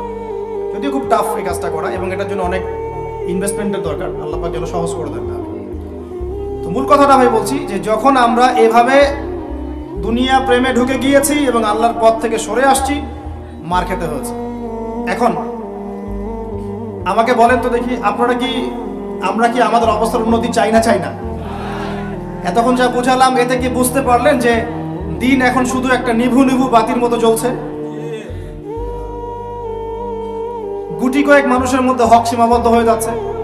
প্রবলেমগুলো কি আপনারা ফাইন্ড আউট করতে পারেন? প্রবলেমগুলো দেখেন। সারা বিশ্বে ইসলামিক কোনো খেলাফত আছে? ইসলামের কোনো ঐক্য আছে? একজন আমিরুল মুমিনিন আছে? একটা জামাআত আছে? একটা ইমারা আছে? আমাদের কি অর্থনৈতিক শক্তি আছে? ভিত্তিটা নাই। পুরো বিশ্বের রাজনৈতিক ক্ষমতাকে আমরা নিয়ন্ত্রণ করি না। পুরো বিশ্বের মিডিয়াগুলো কি আমাদের? এমনকি যেগুলোতে রেকর্ড করছেন, যে ফোন আপনার হাতে, সেটাও তাদের। এটাও কাদের? তাদের। পুরো বিশ্বের যে ফিলোসফিক্যাল থটসগুলো আছে, দর্শন, এই দর্শনগুলো আমাদের চলছে না ওদের চলছে? এই যে নাস্তিকতা, কাদের দর্শন? আমাদের। এই যে সেকুলার কনসেপ্ট, কাদের দর্শন? আমাদের দর্শন। এই যে সো কল্ড ডেমোক্রেসি, কাদের দর্শন? আমাদের। এই যে ন্যাশনালিজমে আমরা ভুগছি, সবাই জাতি চিন্তা করি। মানে ওই ইয়েমেনে একটা মুসলমান মরলে আমার লাগে না। কেন লাগে না? ও তো ইয়েমেনি, আমি তো বাংলাদেশি। এই যে গোত্রীয় বিভাজনটা আমরা করেছি ন্যাশনালিজমের মাধ্যমে, এতে করে ইউনিটিটা নষ্ট হয়ে গেছে। গোত্রে মানুষ থাকতে পারে, কিন্তু সবার মধ্যে একটা হৃদ্যতার বন্ড থাকতে হবে। এইটা ইসলাম দিয়েছিল। আনসার, মুহাজির, দুইটা আলাদা শব্দ না, দুইটা আলাদা বৈশিষ্ট্য, কিন্তু তারা কি আলাদা ছিলেন? একদম নিজের মায়ের পেটের ভাইয়ের চেয়ে বেশি, তাই না? এটা ইসলাম। আর আমরা যদি বলি আনসার এক গ্রুপ, মুহাজির আরেক গ্রুপ, আনসারকে মারলে আমার কি, আমি তো মুহাজির, মুহাজিরকে মারলে আমার কি, আমি তো আনসার, এই কনসেপ্টটা হচ্ছে একটা ন্যাশনালিজম কনসেপ্ট চলছে। ও দিয়ে দিল ফরাসি বিপ্লবের পর থেকে, 1789 সালের পর থেকে এগুলো আসছে ওয়ার্ল্ডে। 1789 থেকে শুরু করে 1914 পর্যন্ত এই সময়টাতে তারা বিশ্বটা দখল করেছে। কত সময়? 1789 থেকে 1914, এই যে সময়টুকু, এর মধ্যেই তারা বিশ্বটাকে দখল করেছে। আবার নতুন করে কোন কোন জায়গা দখল করেছে? প্রথমে পলিটিক্স, প্রথম জায়গাটা কি? পলিটিক্স। তারপরে সামরিক শক্তি, ওদের মানে এক্সট্রাঅর্ডিনারি সামরিক শক্তি তারা বিশ্বকে দেখিয়েছে। আপনি যত কথা বলেন, একদম পারমাণবিক বোম রেখে দিব তাক করে, আর বেটা তুই কথা বলতে পারবি না, এরকম একটা অবস্থা। বিশেষ করেন ব্যাপারটা এরকম, পুরো জাতি নিয়ে আপনি একটা ঐক্যবদ্ধ শক্তি করতে চান, একটা মিসাইল, পারমাণবিক মিসাইল এরকম রেখে দিবে, এই বাড়াবাড়ি করো না বেশি, একদম দিব লঞ্চ করে, ব্যাস আপনি চুপ, একদম চুপ। কারণ ওইটা প্রতিহত করার তো আমার কাছে ওই নাই, ক্ষেপণাস্ত্র প্রতিরক্ষা সিস্টেম তো নাই। এখন আমি যদি বলি, আমার কথা কি মন খারাপ করবেন? আমি যদি বলি যে বিগত 50 বছরে আমাদের দেশ স্বাধীন হয়েছে কবে বলেন? 71, এখন কত? 23, কত বছর বলেন? আমরা কি একটাও ক্ষেপণাস্ত্র তৈরি করতে পারলাম না? এই বিশ্বে এই ধরনের প্রযুক্তি ছাড়া কেউ টিকে থাকতে পারে? এটা কি ঢাল তলোয়ারের যুগ, যে ওরা এগুলো বানাবে আর আমরা ঢাল তলোয়ার নিয়ে বসে থাকবো? কি করলাম আমরা বলেন? আপনারা তো রাগ করেন কথা বললে, রাগ না করে একটু ভালো করে মন দিয়ে শুনেন না, মন দিয়ে চিন্তা করেন না, কি করলাম আমরা এতদিনে? আমাদের 50টা ক্ষেপণাস্ত্র থাকার কথা ছিল, আমাদের 50টা পারমাণবিক অস্ত্র থাকার কথা ছিল। কিসের ভিত্তিতে আমরা লড়াই করব? কিসের ভিত্তিতে আমরা লড়াই করব? মিয়ানমার যদি আমাদেরকে কালকে চাপ দেওয়া শুরু করে, আমরা কিসের ভিত্তিতে লড়াই করব? কি নিয়ে লড়াই করব? এমনকি পুরো মুসলিম বিশ্বের বড় বড় পরাশক্তিগুলোর সাথে আমাদের সম্পর্ক কতটুকু ভালো? আমরা বিগত 50 বছরে কি করতে পারি না, ব্যর্থতার ইতিহাস রচনা করা যাবে। কি বলতেছেন আপনি? কি বলতে চান? এটা রচনা করা যাবে একটা ইতিহাস। পদে পদে দুর্নীতি করেছে, পদে পদে টাকা আত্মসাৎ হয়েছে, পদে পদে হক নষ্ট করা হয়েছে। এগুলো সব আমাদের সম্পদ ছিল, জনগণের ছিল। আমি কোনো পলিটিক্যাল পার্টি করি না, কখনো করিও নাই, আমার করারও কোনো শখ নাই। কিন্তু একজন জনগণ হিসেবে, সাধারণ জনগণ হিসেবে এই কথাগুলো বলছি। প্রত্যেক পদে পদে দুর্নীতি, টাকা আত্মসাৎ, সিস্টেম লস। কেন? একটা ছেলে যোগ্যতা আছে, চাকরি পাবে না কেন? ওই ছেলের যোগ্যতা আছে, কেন চাকরি পাবে না? আপনি আল্লাহর কাছে কি জবাব দিবেন? আপনারা বলেন, আপনারা আল্লাহর কাছে কি জবাব দিবেন? ওর যোগ্যতা আছে, কেন সে পেল না? কেন একটা গভর্নমেন্ট প্রতিষ্ঠানের মধ্যে পদে পদে আমাকে ফাইল ট্রান্সফার করতে হবে, সবাইকে টাকা খাওয়াতে হবে কেন? আমার তো যোগ্যতা আছে, আমি তো হকের উপর আছি। বিসিএস তো কোচিং আমিও করেছি, আমি তো ক্যাডার হতে পারতাম, আমি কেন হতে পারলাম না? কেন চান্স দিলেন না? কেন বড় বড় পরীক্ষার প্রশ্ন ফাঁস হয়ে যাবে? কেন একজন ডক্টর যাকে আমরা আমাদের ট্যাক্সের টাকা দিয়ে আমাদের ভাইরা বেতন দিচ্ছে, ও কেন দেরি করে হসপিটালে আসবে? কেন আসবে? কে ব্যবস্থা নিবে এগুলোর এগেইনস্টে? আমরা ব্যবস্থা নিতে পারবো? আপনাকেই তো নিতে হবে। ওমর ইবনে খাত্তাবের মতো শাসক কে হবে? আপনাকে হতে হবে, আমরা তো হব না। আর আমাদের সেই যোগ্যতাও নাই, ইচ্ছাও নাই। আমরা দায়িত্ব নিতে চাই না, দায়িত্ব ছেড়ে দিতে চাই। ইসলাম কি বলে? দায়িত্ব নিতে বলে না ইসলাম। ইসলাম বলে যে যোগ্যকে দায়িত্ব দিয়ে দাও। কোন সাহাবী দায়িত্ব নিজেকে চেয়ে নেন নাই কখনো, বলেছেন আমাকে দেওয়ার দরকার নেই, তাকে দিয়ে দাও। আবু বকর সিদ্দিকের পর ওমর ইবনে খাত্তাব পর্যন্ত বলছিলেন আমাকে দিয়েন না, প্রয়োজন আলীকে দেন, উসমানকে দেন। ওমরের মতো মানুষ এই কথা বলছিলেন। আর আমরা এখন কি করি ভাই? আমার চরিত্র সবচেয়ে ভালো, আমারে দেন, আমারে। খালি কিয়ামতটা হয়ে যাক, আল্লাহ পাক দাঁড় করাবেন সবগুলোকে সিরিয়ালে, দেখা যাবে কে কি জবাব দিতে পারে, দায়িত্ব কতটুকু বুঝাই দিতে পারে, এটা দেখা যাবে। কেন এটা হবে? আমার কথা রাগ করেন না প্লিজ। এখন আমাদের 50টা পারমাণবিক অস্ত্র থাকার কথা ছিল, অ্যাটলিস্ট না থাকুক 5টা তো থাকার কথা ছিল। আর ভাই এগুলো আমাদেরও তো অনেক দোষ। সব কিছু তো আমরা মানুষের উপর চাপাই দিয়ে বসে থাকি। আমরা যখন অ্যানালাইসিস করতে বসে সবাই মনে হয় যে বিজ্ঞ পণ্ডিত, কিন্তু আপনি তো দায়িত্ব নিয়ে সামনে আসছেন না, আপনি তো পড়াশোনা করে উপরে আসছেন না, আপনি তো জ্ঞান অর্জন করে মানুষকে বোঝানোর চেষ্টা করছেন না। আমরা তো আমাদের দায়িত্ব পালন করছি না, করছি কি? আল্লাহ পাক আমাদের সবাইকে বিচক্ষণ হওয়ার তৌফিক দান করেন। কয়টা সায়েন্টিস্ট তৈরি হয়েছে আমাদের, বলেন কয়টা সায়েন্টিস্ট তৈরি হয়েছে আমাদের জাতির মধ্যে? নাস্তিক তো ভরি ভরি তৈরি হচ্ছে। কয়টা সায়েন্টিস্ট তৈরি হয়েছে আমাদের ইউনিভার্সিটিগুলোর মধ্যে? কয়জন অর্থনীতিবিদ তৈরি হয়েছে ইউনিভার্সিটিগুলোর মধ্যে? আমিও তো পড়েছি ইউনিভার্সিটি। ছেলে মেয়ে একসাথে বসে গাল গল্প করে, চীনা বাদাম খায়, কোনো কোনো সময় স্যার আর ছাত্রীর প্রেম হয়ে যায়। আমি বলছি না কিছুই হয় না, পড়াশোনা তো হয়, সিস্টেম তো অনেক সুন্দর, টাকা পয়সাও সরকারি অনেক খাচ্ছেন আপনারা। কিন্তু এখন কথা হচ্ছে গভর্নমেন্টের যে এত টাকা পয়সা খাচ্ছেন, রেজাল্টটা কি দিচ্ছেন? কি জাতি উপহার দিচ্ছেন আপনারা? কোন প্রজন্ম উপহার দিচ্ছেন? এগুলো কি গভর্নমেন্ট টাকা আপনারা কি মনে করেন? এই ট্যাক্সের টাকাকে কি মনে করেন? এগুলো মানুষের আমানত, রক্ত ঘাম করা পয়সা। আপনাকে বেতন দেওয়া হচ্ছে, আপনাকে ফ্ল্যাট দেওয়া হচ্ছে, আপনাকে গাড়ি দেওয়া হচ্ছে, ওগুলোর দিকে তো চোখ দেন না। আমরা একটু এক্স করোলা গাড়িতে চললেই একদম নজরদারির মধ্যে চলে আসি। গাড়ি কোত্থেকে আসলো? আমার গাড়ির দাম তো 6 লাখ টাকা না 7 লাখ টাকা, আপনার গাড়ির দাম তো 50 লাখ টাকা। আর এইগুলো আমাদেরকে মানুষ ভালোবেসে হাতিয়ে দিয়েছে। আপনাকে ভালোবেসে না দিলে আমি কি করতে পারি? আমার কিছু করার আছে? তো মূল জায়গাগুলো তো আমরা দেখি না। সব সমস্যা ইসলামকে নিয়ে চুলকানি নাকি? খালি ইসলামকে নিয়ে চুলকানি হয়? মূল জায়গায় আসেন।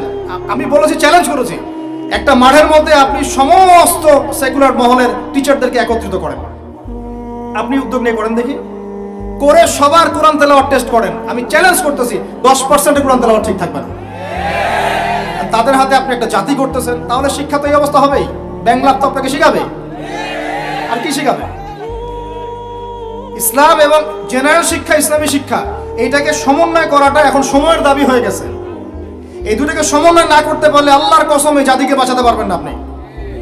এখন টিকটক দেখতেছেন, সামনে কোন টক আসবে আল্লাহ ভালো জানে, আল্লাহ ভালো জানে। এখানে আপনার ঘরেও তো দেখবেন যে একটা অপদার্থ পয়দা হয়ে গেল। কত এরকম ছেলে তার বাবা মাকে বৃদ্ধাশ্রমে পাঠিয়ে দিল, সন্তানের হাতে মা খুন হলো। এই তো কয়েকদিন আগে এক পুলিশ অফিসার খুন হয়েছিল এক সন্তানের হাতে, মনে নাই আপনাদের এগুলা? তাহলে আমরাই তো আমাদের ঘরে সাপ তৈরি করতেছি। ভাববেন না যে এগুলোর ফলে শুধু সমাজে একটা প্রভাব বিস্তার হবে, আমার ঘরে কিছু হবে না, কখনো নয়। আমিও এফেক্টেড হব, আমার ঘরেও আসবে। এখন আল্লাহ রাব্বুল আলামিনের কাছে খালি দোয়া করতে পারি আমরা, আল্লাহ পাক যেন আমাদেরকে এমন যোগ্য ব্যক্তি উপহার দেন আল্লাহর পক্ষ থেকে। যেই হোক সে XYZ, হুএভার হি ইজ, আমরা কোনো দলের মানুষ না, কোনো পলিটিক্যাল পারসন না। XYZ যে হোক না কেন, আমরা চাই সৎ, যোগ্য, ইমানদার মানুষ। সৎ, যোগ্য, ইমানদার মানুষ যারা তাদের এই ক্ষমতাটাকে, এই প্রতিভাটাকে দিনের জন্য কাজে লাগাবে ইনশাআল্লাহ।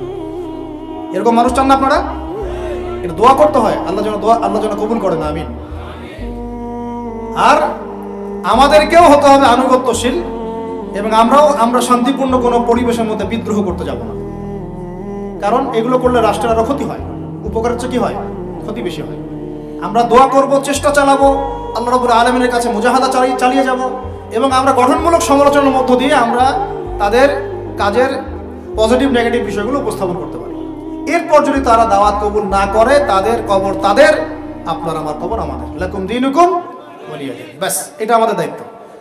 এখন আমার কথাটা আমি গুছিয়ে নিব, কনক্লুশনের দিকে একটু আমার দিকে মনোযোগ দেন। আর শেষে গিয়ে আমি আপনাদেরকে 5টা প্রশ্ন করবো। কয়টা ভাই? সেরা 5 জন, যে 5 জন অ্যান্সার দিতে পারবেন তাদের জন্য আমি হাদিয়া নিয়ে আসছি। 5টা বই আমি আমার পক্ষ থেকে উপহার দেবো ইনশাআল্লাহ। ঠিক আছে? এই যে লেকচারটা দিয়েছি এর উপরেই 5টা প্রশ্ন হবে ইনশাআল্লাহ। দেখবো কে কতটুকু লেকচার শুনেছেন। কনক্লুশনটা এখন শোনেন। পুরো বিশ্বের প্রেক্ষাপটটা এখন আমাদের অনুকূলে না। আমার সাথে বলেন তো, কি বললাম? পুরো বিশ্বের প্রেক্ষাপটটা আমাদের অনুকূলে না। বিশ্বের বড় বড় সেক্টরগুলো মনে রাখবেন, বড় বড় সেক্টরগুলো হচ্ছে 1 রাজনীতি, 2 ভূ রাজনীতি, 3 অর্থনীতি, 4 সংস্কৃতি, 5 শিক্ষা, এবং 6 প্রযুক্তি। কয়টা বললাম? 6টা। এই প্রতিটা বিষয় এখন আমরা নিয়ন্ত্রণ করি না, এটাই বাস্তব, এটাই সত্য। এখন মাঝখানে একটা প্রজন্ম দরকার।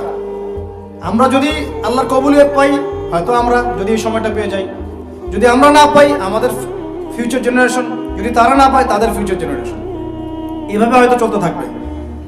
কখন সেই প্রজন্ম আসবে আর কোন বৈশিষ্ট্য তাদের থাকবে, এর আগে আমি জাস্ট আপনাদেরকে দুইটা আয়াত শোনাচ্ছি। এক, আল্লাহ পাক বলছেন ইন তানসুরুল্লাহ ইয়ানসুরকুম, সূরা মুহাম্মাদে আছে, তোমরা যদি আল্লাহকে সাহায্য করো আল্লাহ তোমাদেরকে সাহায্য করবে। আমার সাথে বলেন, তোমরা যদি আল্লাহকে সাহায্য করো আল্লাহ তোমাদেরকে সাহায্য করবে। মানে আল্লাহর কি সাহায্যের দরকার আছে? তোমরা আল্লাহকে সাহায্য করো বলতে তোমরা যদি আল্লাহর দ্বীনকে সাহায্য করো, তোমরা যদি আল্লাহর দ্বীনকে সাহায্য করো আল্লাহ তোমাদেরকে সাহায্য করবেন। ওয়া ইউসাব্বিত আকদামাকুম, তোমাদের পা আল্লাহ পাক শক্ত করে দিবেন ইনশাআল্লাহ। একটা। দুই নাম্বার, ইন্নাল্লাহা লা ইউগাইয়িরু মা বিকওমিন হাত্তা ইউগাইয়িরু মা বিআনফুসিহিম, আল্লাহ পাক কোনো কওমের কোনো জাতির অবস্থা ততক্ষণ পর্যন্ত পরিবর্তন করেন না, সংশোধন করেন না, যতক্ষণ তারা নিজেরাই নিজেদের অবস্থা পরিবর্তনের চেষ্টা না করে। আয়াত তো পরিষ্কার। এখন তৈরন আবাবিল আসবে না, পাথর নিক্ষেপ করবে না, এটা সেই যুগ না। এটা আবরাহার যুগ না যে হস্তি বাহিনীকে ধ্বংস করার জন্য তৈরন আবাবিল আসবে, এটা সেই যুগ নয়। এখন আবাবিল আপনাকেই হতে হবে, আমাকেই হতে হবে। কথা কি বুঝতে পারছেন? এটা নিজেদের তাকদীর, নিজেদের ভাগ্য, নিজেদের মানে ভবিষ্যৎ আল্লাহর উপর তাওয়াক্কুল করে তার হুকুম মেনে আমাদেরকে করতে হবে ইনশাআল্লাহ। তাহলে কোন কোন বৈশিষ্ট্য লাগবে একটু খালি বলে শেষ করে দিই। এক, এমন প্রজন্ম চাই যেই প্রজন্ম 5 ওয়াক্ত নামাজ পড়ে। রাজি আছে কিনা ইনশাআল্লাহ? জোরে বলেন ইনশাআল্লাহ। আল্লাহ সাক্ষী থাকুন, আমিন। এমন প্রজন্ম চাই যেই প্রজন্মের প্রত্যেকটা মুসলিম পরিবারের 100% নামাজি মাশাআল্লাহ। এটা না হওয়া পর্যন্ত বড় বড় বয়ান করেও কোনো লাভ নাই। এক, ঠিক আছে ভাই? রাজি আছি তো ইনশাআল্লাহ? আজকের পর থেকে নামাজ ছাড়বো? আল্লাহ পাক আমাদেরকে নামাজ শক্ত করে ধরার তৌফিক দান করুন। আর নামাজটা ভালো করে শিখে নেবেন, ধীর স্থির ভাবে পড়বেন, তাড়াহুড়া করবেন না, ঠিক আছে? 3G 4G না, শান্তভাবে পড়বেন। দুই, আমরা এমন প্রজন্ম চাই যেই প্রজন্মের 100% মুসলমান কোরআন তেলাওয়াত করতে পারে। রাজি আছি কিনা ইনশাআল্লাহ? আগামী বছর ওয়াজ করতে আসার আগেই আপনাদের সবার কোরআন তেলাওয়াত সহি চাই ইনশাআল্লাহ। রাজি আছেন ইনশাআল্লাহ? আল্লাহকে কথা দেন, রাজি আছেন? অবশ্যই কোরআন তেলাওয়াত শিখতেই হবে। যেমনি পারেন, যেভাবে পারেন, যত টাকা লাগুক, যার কাছে যেতে হয় হোক, যত দূরে সফর করতে হয় হোক, আপনার দায়িত্ব এটা, আমার দায়িত্ব না, হুজুরের দায়িত্ব না, এটা আপনার দায়িত্ব। আপনি কিভাবে শিখবেন আপনার ফিকির। 3 নাম্বার, আমরা এমন প্রজন্ম চাই যেই প্রজন্ম ভিতরে বাহিরে সুন্নতের অনুসারী। রাজি আছি ইনশাআল্লাহ? সবার চেহারা দাঁড়িয়ে থাকবে ইনশাআল্লাহ, সবার সুন্নতের লেবাস থাকবে ইনশাআল্লাহ, সুন্নতের আমল থাকবে ইনশাআল্লাহ। সুন্নতের জিন্দেগি বই পাওয়া যায়, কিনবেন, প্রত্যেকটা কাজের সুন্নত দেখে নেবেন, ঠিক আছে ভাই?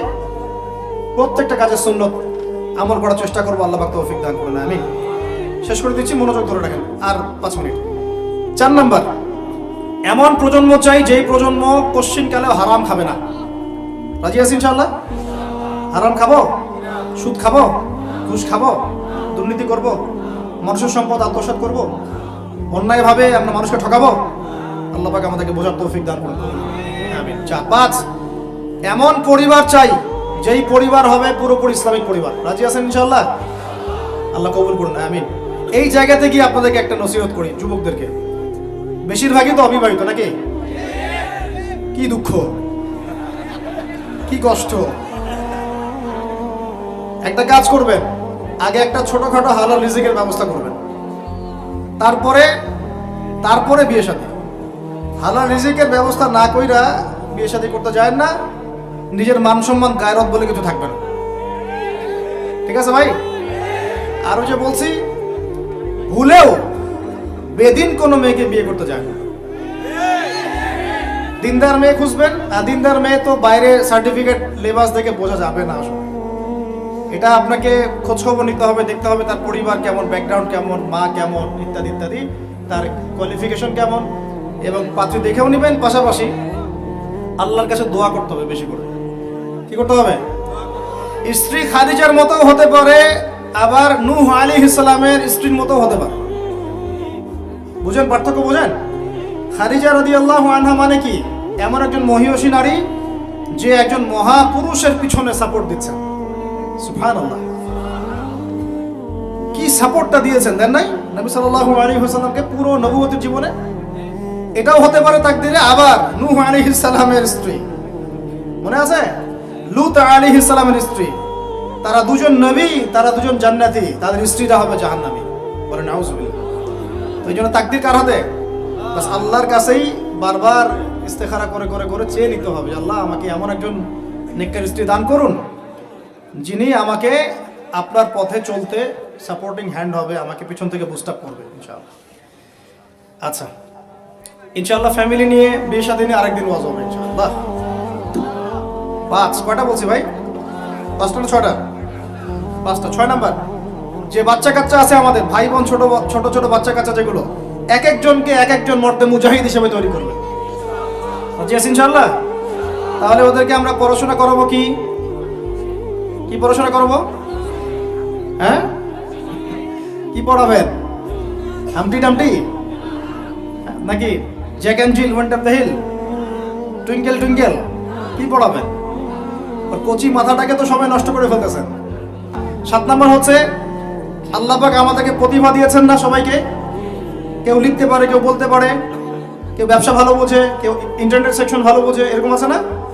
আল্লাহ পাক আপনাকে যা দিয়েছেন ওইটাকেই দিনের জন্য কাজে লাগাবেন। রাজি আছেন? 8 নাম্বার, আমাদের প্রত্যেক পরিবারের মা বোনদেরকে খাস পর্দা রাখতে হবে। নাস্তিকরা কি বলে বলুক, সেগুলোরা কি বলে বলুক, ইউনিভার্সিটি টিচার কি বলে বলুক, নেকাব খুলতে বাধ্য করে কি করে করুক, আপনি আপনার পরিবারকে পর্দা রাখবেন। যদি ওদিকে দেখেন যে কোনোভাবেই কাজ হচ্ছে না, ওই জগৎ ছেড়ে দিয়ে বাসায় চলে আসে, দরকার নেই পড়াশোনা। আমি আমার মেয়েকে মাদ্রাসায় পড়াবো, দরকার নেই আমার এই পড়াশোনা, ঠিক আছে? প্রয়োজনে নিজে প্রতিষ্ঠান করে আপনার সন্তানকে পড়াবেন। আপনার সামর্থ্য আছে, নিজে প্রতিষ্ঠান করেন, করে সন্তানকে পড়াশোনা করেন ইনশাআল্লাহ। আগে কি প্রতিষ্ঠান ছিল নাকি? যে যুগটা সোনালী যুগ, ওই যুগে কোনো শিক্ষা প্রতিষ্ঠানই ছিল না। মানুষ ওস্তাদের কাছে ম্যান টু ম্যান পড়তো। একজনের কাছে কোরআন, একজনের কাছে হাদিস, একজনের কাছে উসুল, একজনের কাছে আরবি, এভাবে পড়তো মানুষ। ওরা মানুষ হয় নাই? তো এখন পরিবেশ গড়ে তোলার ফিকির করব, যদি না পারি আমার সন্তানকে আমি ইসলামিক লাইনে পড়াবো ইনশাআল্লাহ। সামর্থ্য থাকলে নতুন নতুন প্রতিষ্ঠান গড়ে তুলবো ইনশাআল্লাহ। আল্লাহ পাক তৌফিক দান করুন। কয়টা বললাম? 8টা না 9টা? 8টা। 9 নাম্বার হচ্ছে আমরা সবাই মিলে সৎ কাজে আদেশ করব, অসৎ কাজে নিষেধ করব। একজনের দায়িত্ব না। আচ্ছা, এই উম্মতের দায়িত্ব আমার উপরে?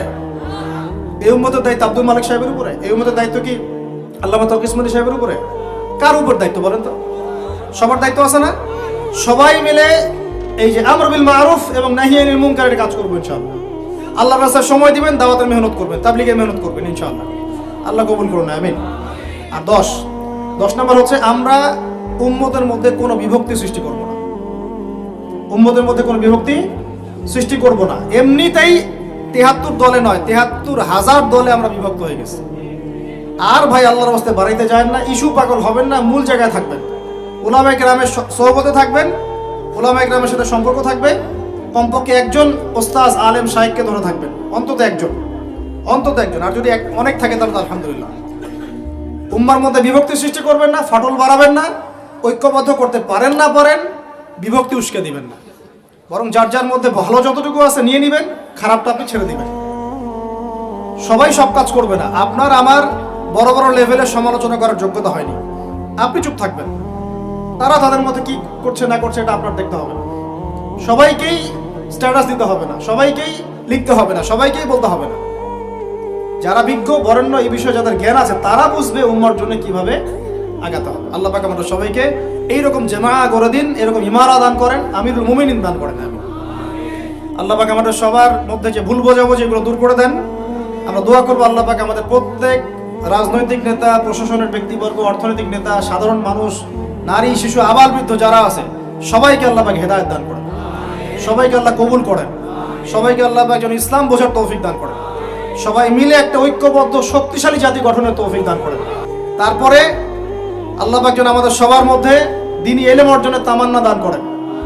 সবাইকে আল্লাহ পাক কোরআন শেখার তৌফিক দান করেন, হাদিসের উপর আমল করার তৌফিক দান করেন, সুন্নতি জীবন গড়ার তৌফিক দান করেন। সবাইকে আল্লাহ পাক যেন নেককার স্ত্রী দান করেন, যাদের সামর্থ্য আল্লাহ পাক 2টা 3টা দান করেন, আরও দান করেন। হালাল রিজিক যথেষ্ট করে দেন। আমাদের সন্তানদেরকে মানুষ করার তৌফিক দান করেন।